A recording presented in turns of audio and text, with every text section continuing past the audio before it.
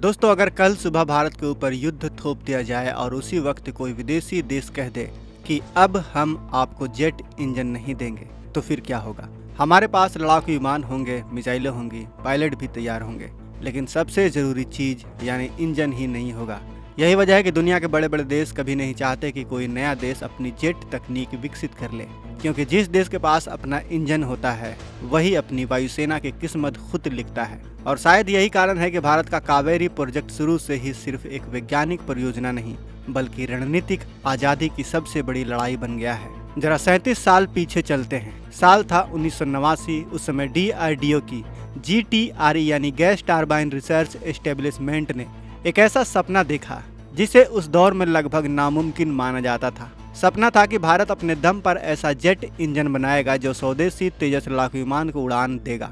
लेकिन दोस्तों, jet engine बनाना किसी मिसाइल या फिर रॉकेट से भी ज्यादा कठिन का काम होता है। इसमें हजारों पुर्जे एक साथ काम करते हैं और एक छोटी सी गलती पूरे इंजन को बेकार बना सकती है। यही वजह है कि उस समय दुनिया के मुट्ठी भर देशों के पास ही यह तकनीक मौजूद थी। शुरुआती सालों में भारतीय वैज्ञानिक दिन रात इसी मिशन पर लगे रहे।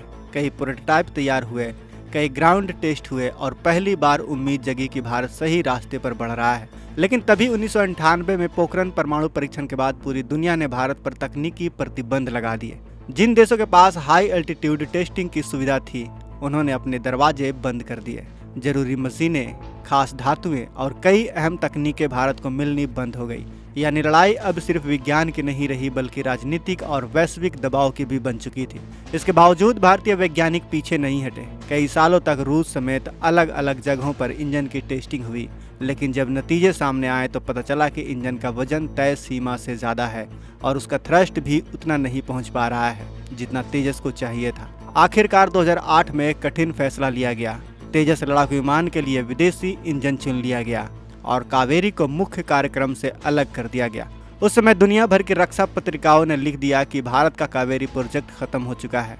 ऐसा लगा मानो 20 साल की मेहनत एक झटके में मिट्टी में मिल गई हो। लेकिन दोस्तों, असली खेल यहीं से शुरू हुआ था, क्योंकि जिस प्रोजेक्ट को दुनिया फेल कह रही थी उसी प्रोजेक्ट पर विदेशी कंपनियां चुपचाप नजर बनाए हुए थे। उन्हें अच्छे से पता था कि भारत सबसे मुश्किल काम कर चुका है। इंजन का मूल डिजाइन, उसका कोर और कई अहम तकनीकें भारतीय वैज्ञानिकों ने खुद विकसित कर ली थी। अब सिर्फ कुछ जटिल समस्याओं को दूर करना बाकी था। यही कारण था कि बाहर से कावेरी भले ही बंद दिखाई दे रहा था, लेकिन अंदर ही अंदर उसकी फाइल लगातार आगे बढ़ रही थी। वैज्ञानिक जानते थे कि एक दिन यही तकनीक भारत की सबसे बड़ी ताकत बनने वाली है। और फिर आया वो दौर जब दुनिया ने सोचा कि भारत विदेशी मदद लेकर अपना सपना पूरा करेगा। लेकिन यहीं भारत ने ऐसा फैसला लिया जिसने पूरी कहानी बदल दी। आसान रास्ता चुनने के बजाय भारतीय वैज्ञानिकों ने कठिन रास्ता चुना।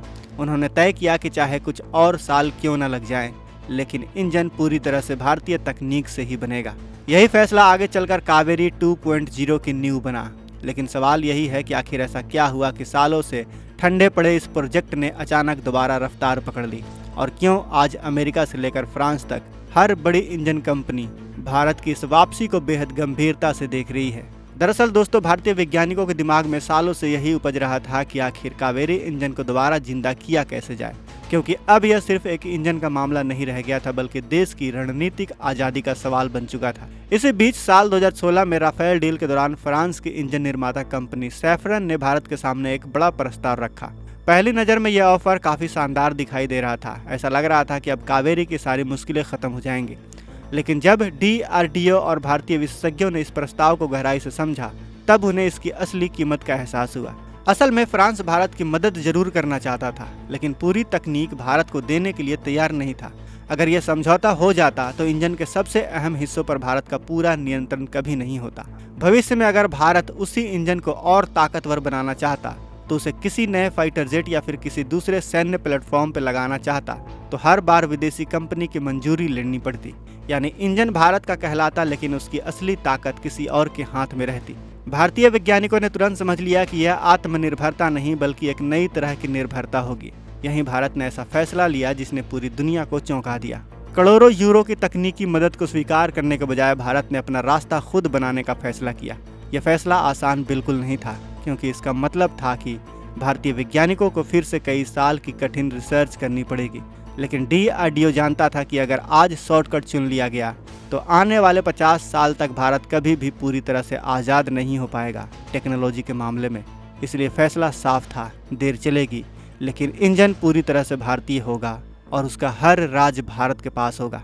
इसके बाद वैज्ञानिकों ने पूरे इंजन को नए नज़रिए से देखना शुरू किया। उन्हें समझ में आया कि सबसे बड़ी चुनौती इंजन का आफ्टर बर्नर सेक्शन है।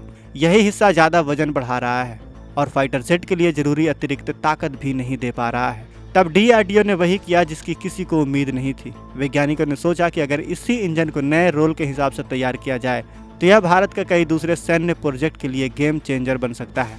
यानी जिस चीज़ को लोग कमज़ोर समझ रहे थे उसी को ताकत में बदलने की तैयारी शुरू हो गई। और यहीं से शुरू हुआ ड्राई कावेरी की असली कहानी। आफ्टर बर्नर हटने के बाद इंजन हल्का हो गया, उसकी गर्मी कम हुई और उसकी विश्वसनीयता बढ़ गई। यही वजह था कि भारत के स्टेल्थ ड्रोन प्रोग्राम के लिए यह इंजन बेहद उपयोगी साबित हो गया। किसी स्टेल्थ ड्रोन को आवाज़ से तेज उड़ने की जरूरत नहीं होती, बल्कि उसे लंबे समय तक बिना पकड़े मिशन पूरा करना होता है। कम हीट सिग्नेचर और भरोसेमंद प्रदर्शन की वजह से ड्राई कावेरी इंजन इस भूमिका के लिए एक मजबूत विकल्प बन गया। यहीं पहली बार दुनिया को समझ में आया कि भारत इस प्रोजेक्ट को खत्म नहीं कर रहा, बल्कि उसे एक बिल्कुल नई दिशा दे रहा है। भारतीय वैज्ञानिकों ने इस इंजन बनाने में दशकों लगा दिए, दशकों मेहनत किए और अपनी दिन रात की कड़ी मेहनत के बाद इस ड्राई कावेरी इंजन को बनाने में सफलता हासिल की। और उनका मेहनत तब रंग लाया जब रूस में इस इंजन की सीक्रेट टेस्टिंग की खबरें सामने आने लगी। इसके बाद 2026 में जो फैसले किए गए उन्होंने अमेरिका, फ्रांस और दूसरी बड़ी इंजन कंपनियों का पूरा रणनीतिक गणित बदलना शुरू कर दिया। भारतीय वैज्ञानिकों ने वो करके दिखाया जिसे विदेशी ताकत कभी भी नहीं चाहते थे कि भारतीय वैज्ञानिक ऐसा कर दे। भारतीय वैज्ञानिकों को कई बार गुमराह किया गया, कई बार ऑफर्स के लालच दिए गए, लेकिन हमारे वैज्ञानिक कभी भी अपने फैसले से टस से मस न हुए। उन्हें इस बात पर पूरा भरोसा था कि वो एक न एक दिन इस इंजन बनाने में सफलता हासिल जरूर करेंगे। और फिर वो दिन आया जब भारतीय वैज्ञानिकों ने कावेरी 2.0 इंजन को बनाने में सफलता हासिल कर ली। पूरी दुनिया देखती रह गई और भारत ने वो कर दिखाया जिसे दुनिया नहीं चाहती थी कि भारत ऐसा करे। तो दोस्तों, आज के इस वीडियो में बस इतना ही। अगर आप हमारे वैज्ञानिकों को सलाम करना चाहते हैं, उन्हें सपोर्ट करना चाहते हैं, तो इस वीडियो को लाइक करके अपने दोस्तों के साथ ज़्यादा से ज़्यादा इस वीडियो को शेयर करें। कमेंट बॉक्स में जय हिंद जरूर लिखें और अगर आपने अभी तक इस चैनल को सब्सक्राइब नहीं किया है तो इस चैनल को भी सब्सक्राइब कर लें। मिलते हैं अगले वीडियो में। जय हिंद, जय भारत।